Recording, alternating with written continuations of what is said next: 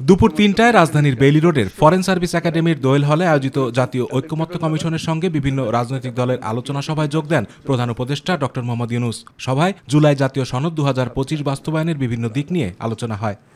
সবার সাফল্য হোক। এ সময় প্রধান উপদেষ্টা বলেন, সকলের সঙ্গে সমঝোতার ভিত্তিতেই আগামী বছরের ফেব্রুয়ারি মাসের প্রথমার্ধে উৎসবমুখর পরিবেশে জাতীয় নির্বাচন অনুষ্ঠিত হবে। একটা অনন্য দৃষ্টান্ত স্থাপন করেছেন, কিন্তু বিন্দুমাত্র সন্দেহ নেই।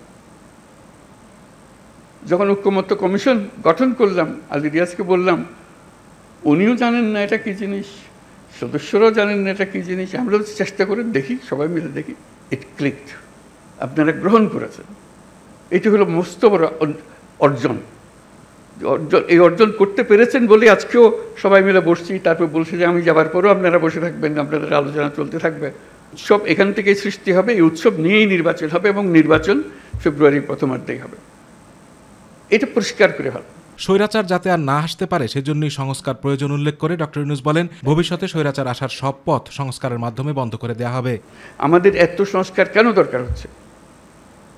দরকার হচ্ছে সব পথঘাট বন্ধ করা, স্বৈরাচার আর কোনো দিক থেকে যেন বাইরে আসতে না পারে আমাদের। এইটি আর কিচ্ছু না, বাকিটা আমরা জানি। স্বৈরাচারের রাস্তাগুলো বন্ধ করে দেওয়া, প্রত্যেকটা, কোনো দিক থেকে সে যেন আর বাইরে না পারে।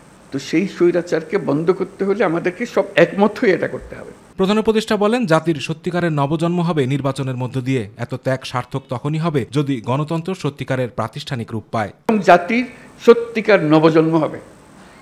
এটা শুধু নির্বাচন না, এটা নবজন্ম।